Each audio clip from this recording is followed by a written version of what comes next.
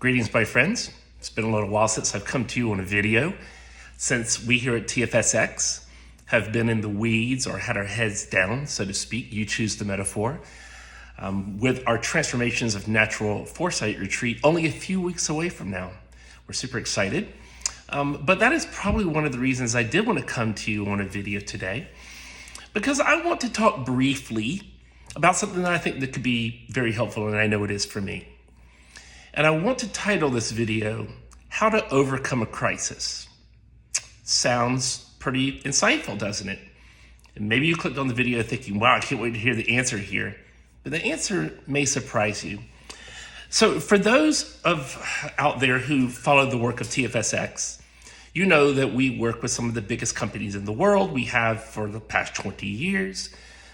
We have one of the most popular, if not the most popular, foresight training program on the globe. We offer all kinds of different training. We have a learning management system that you can join online at my.tfs.com. There's a lot that goes on here. But a lot of that, if not all of it, is really founded on a philosophy that foresight isn't just a bunch of methodologies and tools. It has methodologies and tools, but that's not what foresight is. Future thinking and foresight is a biological, psychological, and sacred dynamic of all living things. That's right. And you can hear tons about that if you want to go look up articles on holoptic foresight dynamics and the dragonfly's journey and all of our writings on Medium and on our blogs at tfsx.com or my.tfsx.com, where you can watch videos of us interviewing Nora Bateson and Rian Eisler, and the list goes on and on. Sophie Howe, and so many people who have added to this idea that foresight and futures thinking is a biological, a psychological, and a sacred dynamic of all living things. So the reason I start off with that tonight, you'll see in just a minute, is because many times we have focused on, and we've done a lot of explaining on why foresight is biological. It is an evolutionary trait in all living things. And in humans, we have imaginal anticipation, so upping the game because of the irreducibility and fundamental aspect of consciousness entering into the human species that creates this chronesthesia and autopoiesis that allows us to think about the future in very deep and insightful and imaginative ways, and then to act upon that thinking, biological. And then the psychological, the cognitive, the neurological aspect of this, of course, is stemming from that, but it's also social and it's interconnected, it's complex potential processes. There's a lot to be talked about when we talk the pro-sociality of the psychological aspect of futures thinking, the cooperative evolutionary trait. But we don't often hit on the sacred aspect. And I know words like sacred and spiritual scare the living daylights out of people. They shouldn't. It should just be a normal part of life. As a matter of fact, I would suggest and argue that it is a normal part of life, but we often try to avoid it even though we're engaged in it, no matter to what degree. Some of us more accepting, some don't, consciously engage in it, and yet the greatest aspects of our life that cause memory and joy and happiness and peace and love and care and equity and prosperity, they're always spiritual and sacred. In foresight, futures thinking is no different, because futures consciousness is really an ability to raise our consciousness to understand ancestors past, present, and future. And there's a sacred connection to all living things. So with that out of the way, let me share with you a funny story that's happened to us over the last, maybe a year. As many of you might have seen, we re-released and strongly released the guide to the natural foresight framework in a new format, so that it's not bound like a notebook or whatever. It's an actual book now, and we've made some updates to it, and you can get that as a free download at tfsx.com, or you can order a hard copy at the shop at tfsx.com. And we had an individual. We've had many of these ordered. And more recently, because of the release of the hardbound, it's not hardcover, but hardbound book of the Guide to the Natural Foresight Framework, which is the framework that TFSX created 15 years ago, and that is used by companies and governments and institutions and people around the world to dive deeper into foresight rather than just at a surface level. Although it's very intuitive and you can enter in it with it. Foresight 101. It's a great way to get started, but it grows with the user and elevates the field of foresight. And we had one individual about a year ago, or less than a year. I guess it's been less than a year. Download this guide. It feels like it's been a year because the story is so ridiculous. It's comical. And so this individual, but there's a serious element to it. This individual downloaded the guide. And as it turns out, in chapter 1 of the guide, there are 2 sentences in a 3-sentence paragraph that mention the work of foresight and scenario building in particular at Shell, Royal Dutch Shell. You know, the oil company, the gas and oil company. Anybody that knows the work that we do here at TFSX knows that we work with conservation and ecosystems, and just me telling you the biological, psychological, sacred dynamics, betterment of humans. We don't work with companies that we don't deem to be in our passion and purpose, which we believe that are hurting the environment. Now, there's a fine line there, because I cannot tell you how many people that we've worked with in companies that we could dive into in anybody's life or any company. We could find little things to nitpick and pull at, or maybe big threads and big ropes to pull at. But how many people that we work with in the many, many companies we work with over the years, that I always say that we don't really work for companies. We're working to change the hearts and minds of people, because you can't change systems. Systems are systems. You don't change systems, you go to another system. You don't change a system. The system is the system. You don't change systems, you change hearts and minds. When hearts and minds are changed, real change will take place. So I can't tell you how many people's lives, hundreds, maybe thousands of people's lives, changed over the year, not because of me, but because of the power of futurist thinking as a biological, psychological, and sacred dynamic of all living things. And I've seen tears of release in people's lives when they understand what it means to grow in consciousness through futurist consciousness. And there's so much more to talk about on that in this video. But if it's freaking you out, it's probably because you think foresight is this tool to talk about what to do next, and it's so much more than that. And so this individual downloaded this guide. You sort of know where this is going already. And they read those 2 sentences about Shell, which, by the way, if you have ever studied foresight at the academic level, if you have your master's degree in foresight like me, you certainly know this, but it doesn't have to be through a master's degree program.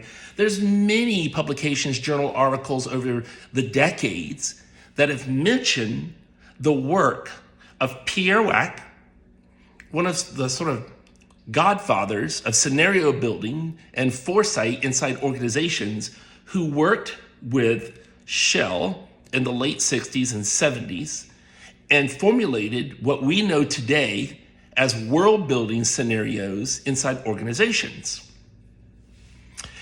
There's an article here, there's many articles. You can look at Pierre Wack, you could look up Shell, Royal Dutch Shell, and you will see the work that was done that has influenced scenario development in other organizations. This particular one is from the publication Strategy in Business, and it's called The Man Who Saw the Future. It was published back in 2003 by Art Kleiner.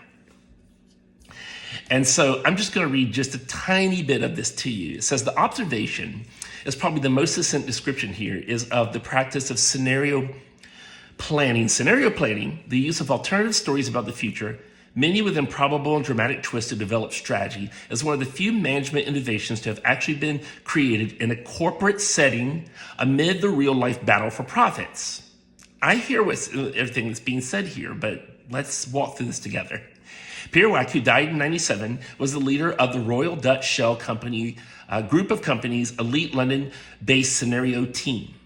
With his colleagues and successors at Shell's group planning department, he designed and refined this important business tool, in effect serving as the chief analyst of Shell's version of Her Majesty's Secret Service, the Scenario Planning Group. Scenario planning alerted Shell's managing directors, its committee of CEO equivalents, in advance about some of the most confounding events of their time.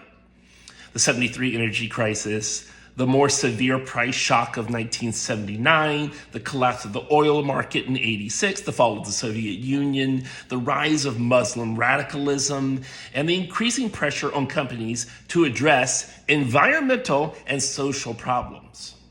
That's important. We're coming back to that in just a moment.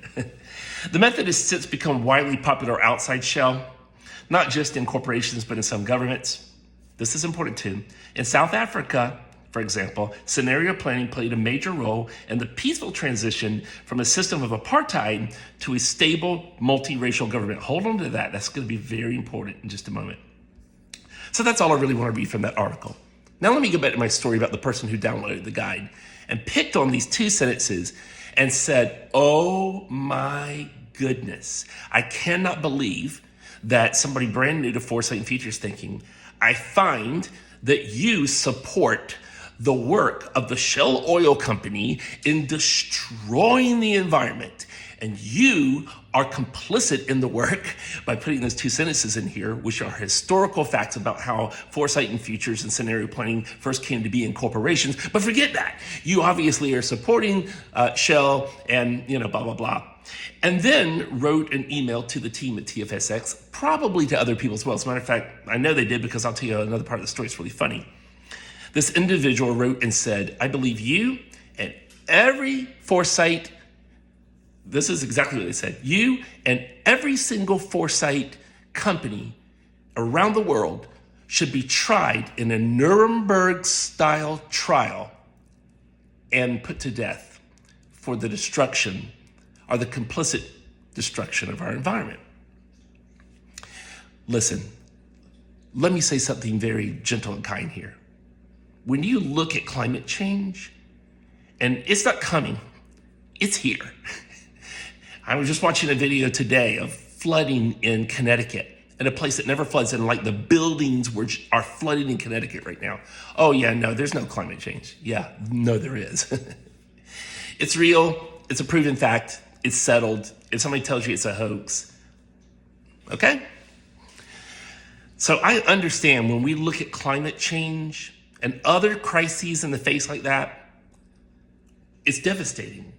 And when we think about the destruction that comes not only to humans, but to all of living systems and to our planet, and the lack of care that we show by continuing down this road now that we've learned that what we were doing that we didn't know at first was causing this mega problem. But now when you know better, you got to do better, right?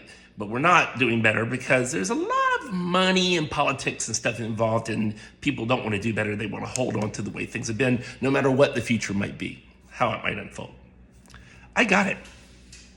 I agree with that.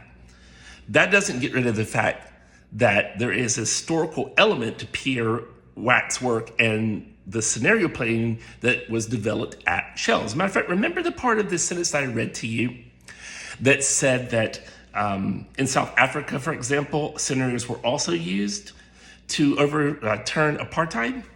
It's called the Montfleur scenarios. And one of the major players in helping write those scenarios, not the only one, but one of the major players in helping write the scenarios, and I picked out this person in particular because of my respect for them, is a gentleman that many of you listening to this video may know, but if you don't know this and you don't know much about the futures field, Adam Cahan. Go look up Adam Cahan and the amazing work that he's done over the years. I believe, as a matter of fact, in Canada, he was even knighted or whatever the equivalent is not long ago for his amazing work in humanitarian efforts through foresight and futures thinking.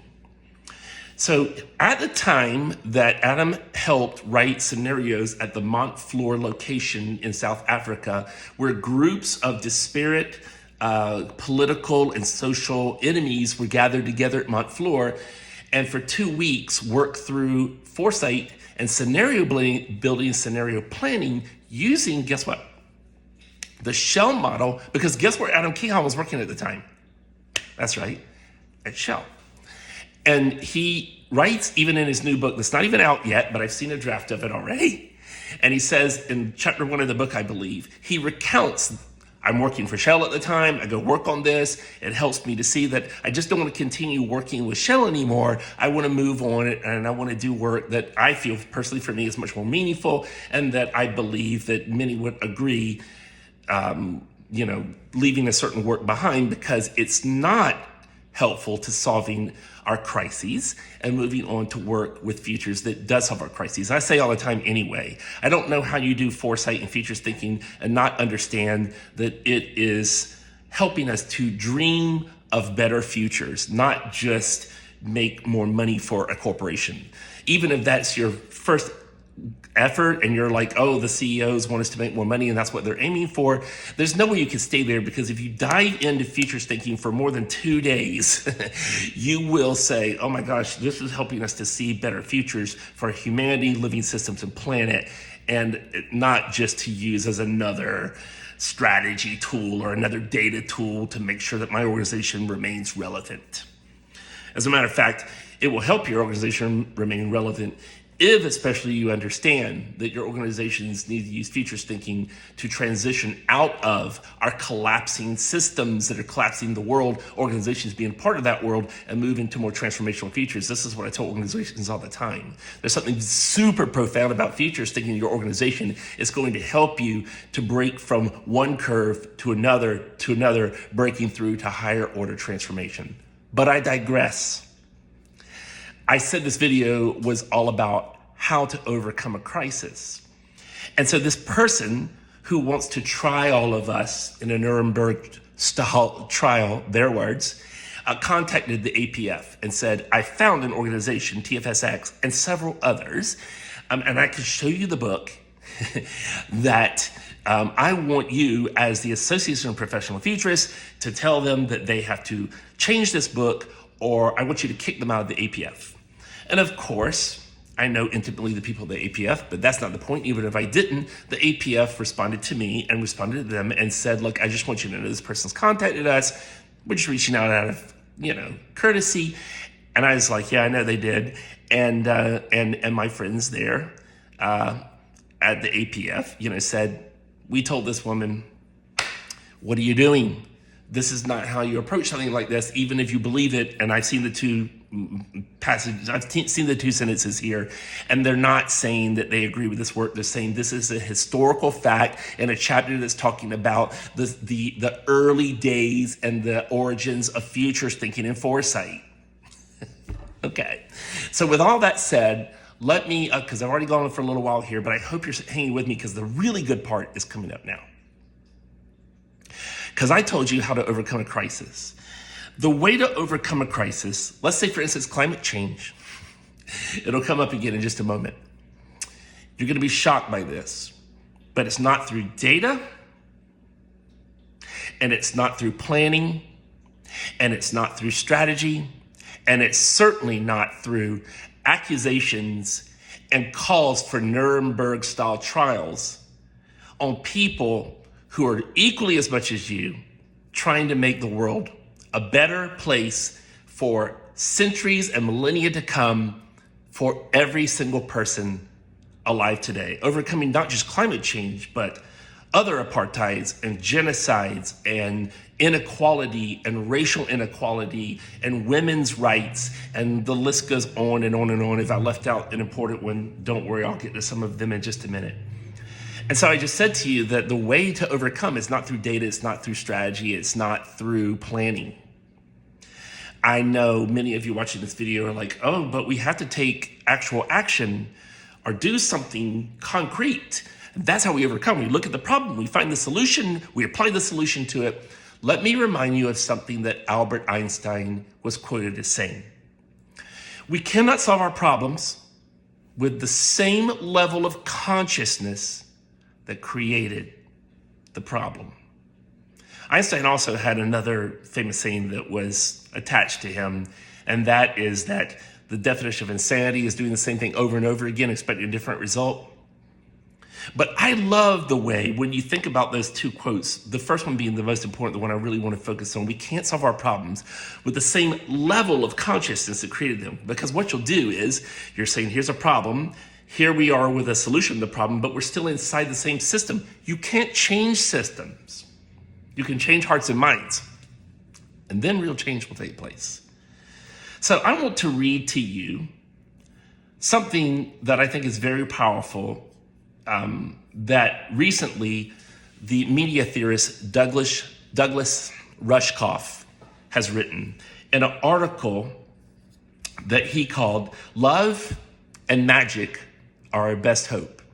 And I know there's some of you clicking off of this already saying, like, this is nonsense, and what is this doing on LinkedIn, and data and planning and strategy, they're the way forward. They are not. Let me tell you, I could not agree more with what Rushkoff says here. And this is the biological, psychological, sacred dynamic piece of futurist thinking as an evolutionary trait of all living things. Foresight futurist thinking is a cooperative evolutionary trait of biological, psychological, and sacred dynamics in all living things. Let's focus on the sacred one for just a moment, because that's exactly what Rushkoff is saying here. And he says, and I'm going to read just a little bit of his piece to you too. He says, people don't listen to facts anyway, so why are you getting upset about it? They find facts they need that will fit their story, whether or not the facts are contextual or even true. Saving ourselves and each other is not a matter of convincing anyone of anything. Saving ourselves, not a matter of you convincing somebody, not a matter of you yelling at them. It's certainly not a matter of acting just like the other side and sowing hate and fear and venom instead of loving one another. Let me tell you, by the way, if you could read 2 lines in a book and you're convinced that you're ready to hold a Nuremberg trial, you would make a rotten futurist anyway. Because futures is about thinking inside of complexity. As a matter of fact, I want to tell you something interesting here before I read the rest of Rushkoff and a short quote from Bio Kumalafe and wrap up here. I recently saw a post from a very famous design instructor and consultant and developer, very famous, on LinkedIn. And he said, I've been tasked recently to teach futurist thinking at my university in XYZ. And I sort of don't like teaching futurist thinking because, one, design is the original futurist thinking. And so to have a separate domain of futurist thinking and foresight as a discipline outside of design doesn't make any sense to me. That's just a nonsensical statement. But yes, design is very much a futurist thinking type domain and discipline, and that's why we've seen more design and futurist thinking come together, but they are distinct disciplines and domains, and I don't think that's too hard to argue and understand why, so I won't dive too deep onto it here. It's the second point that he made that I really wanted to focus on, and that is where he said, futurist thinking has no theory of change anyway. What does he mean by that? What is theory of change? Well, your theory of change is how you expect change to actually be implemented and take place. And I would argue, even what I'm about to say from Douglas Rushkoff, that futurist thinking has one of the strongest theories of change in the fact that it's saying that no change comes inside of the system that you're actually still in. You can't solve the problems, but with solutions that are inside the same system. Futurist thinking actually points to the fact that we need to think outside of systems when hearts and minds are changed, then change takes place. But this is not what people want to hear when they hear the theory of change, because they want to hear concrete facts and data and planning and strategy. No. Those things are okay, but none of them take root unless hearts and minds are changed. The ultimate theory of change is to change hearts and minds. That's when real change takes place. That's what futurist thinking does, because it is a biological, psychological, and sacred dynamic of all living things. It's the most powerful. It itself is a theory of change. Maybe that's why he missed it. He didn't understand. So let me finish what Rushkoff has to say here. What we need to offer each other manifests less like words than an embrace. It happens in real life and through artistic and spiritual interventions that bring us together in precognitive ways. Not, I thought this through like a computer, but in a precognitive, in a sacred ways. Before our belief systems are mangled to essential transmission. I venture that everyone in the space with us that night felt the same basic truth. We feel hope, which is a feeling I'd all but forgotten. More than a bit of hope, if I'm being honest, we were bathing in hope. So evident was the rightness and power of our collective memory and intention. This state of awareness is available to all of us all the time, and it neutralizes the current crazy effortlessly. How do we overcome crisis? Jonathan Rowson says it really well. You've got to stop thinking about where we are as a polycrisis, a collection of all kinds of crises colliding at the same time. And more as a metacrisis, exactly what I've already been saying. Hearts and minds, not things, data, strategy, and planning. Hearts and minds. And a metacrisis is a crisis of the soul, a crisis of the heart and minds. And when we work on that, change takes place. I got to wrap up here as I get to the 30-minute mark, but hopefully you stay with me the whole time or broke this up into pieces because I think this is really powerful. So let me read one other little tiny thing from Douglas Rushkoff here, and then we will move into the bio and I'll wrap it up here. So he says, this phenomena, this is from a different article, by the way. I shouldn't do this because I'm going to lose my place. But they're called The Shift is Real. So let's see, this phenomena. This phenomena, like love and mushrooms and vibes and touch, be a little funny there, are closer to the realm of metaphor and magic than they are to cold data. It's really hard to get traditional data on them because these are technologies and phenomena that are in the realm of metaphor and magic and compassion and intuition. You're not going to solve this by trying to go around it. You have to go through it. It's not a polycrisis, it's a metacrisis of the soul. That's not a cop-out. Many of us are resorting to metaphor and magic now, partly just to feel better because things look grim, but partly to motivate and reconnect and give ourselves the energy and spirit we need to confront the actual challenges before us. Yes, we're riding and resting a bit on the vibe and the mood and the enthusiasm. And it doesn't mean the problems aren't real. Vibes alone, yes, won't cure climate change. I get it. Climate change is real. The threat is real. The ongoing extinction of our friends and partners, that's real. But when we understand these challenges purely through the metrics and flat machine data, we end up reducing ourselves to probable outcomes. And I hate to say it, but given the data, our probable outcomes aren't good. And that's why we need to reach instead for possibilities, futurist thinking. The only way to unleash possible outcomes is by unleashing the human. We must break the string of the kite and fly into the magic, the compassion, the allegory, and the approaches that only an unfettered, freely thinking, independent, creative human society can imagine together. As a matter of fact, I'm not going to look it up right now because I'm going to go over to the bio piece here and wrap up. But I love what he says in this article elsewhere. He says the only way for us to overcome apartheid, genocide, climate change, racial disparity and all is exactly through this, through love and magic. And right now you might be listening to me saying like, wow, I really hate what you're saying right now because it sounds like you're discounting the hurt and the pain that's taking place. Absolutely not. As a matter of fact, what I'm saying is you will never overcome those things the way that this individual tried to, and I've made the same mistake myself, try to overcome these things with the venom and the hatred and the because that's coming from the system that created the problem. It's only through the dance. It's okay to dance. It's okay to feel good. It's okay to hope. It's okay. That doesn't mean that we're blind. It doesn't mean we're blind. But it does mean we hope. It does mean that we dance. It does mean that we care and have empathy and compassion and love. And this is the sacred aspect of futurist thinking. Futurist consciousness equates to love.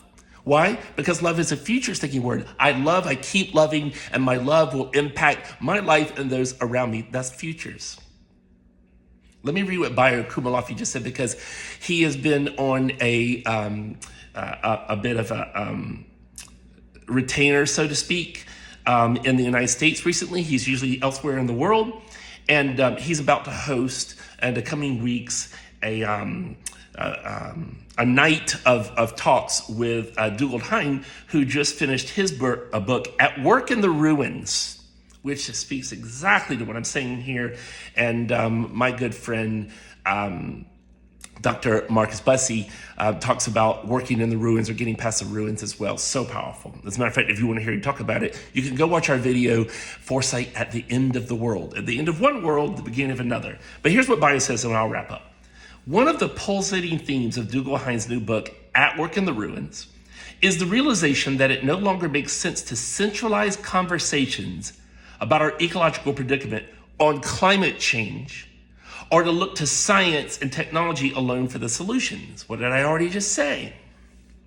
He believes the framing of climate change as a scientific issue actually limits our ability to grapple with the deeper questions about modernity and our relationship to the living world. Boy, I wish you were coming to Transformations of Natural Foresight. If you are, it's going to be awesome. If you're not, maybe we'll see you in 25 if we're doing it again then. But I've got some good news on Transformations year-long coming up in between the retreats. We'll let you know. Stay tuned.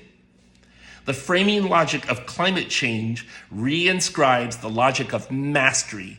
Climate change, the very essence, here's what we must do. We must have a Nuremberg trial. We must do these things. We must plug this thing in. You think you have mastery again. The only way through a crisis, to overcome a crisis, is to not understand it not as a polycrisis, but as a metacrisis. A metacrisis of the soul, hearts and minds. That's where real change takes place. Absolutely.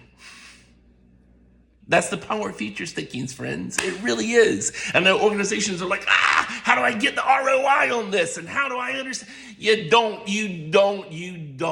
You have to understand there is a new way for organizations to operate, and you can keep floundering and you can be irrelevant, but the new way for organizations to operate is exactly like this. This is not new. Organizations have understood that sacredness and spirituality are an important part of organizing people and moving towards a goal for a long time, but it's time for us to really dive into that. Futures thinking offers us, now don't get me wrong, like I said, futures thinking has methodologies, tools, it could be outcomes. We can implement them through strategy. But strategy doesn't come first, data doesn't come first, planning doesn't come first. Those are down the road once we've changed hearts and minds.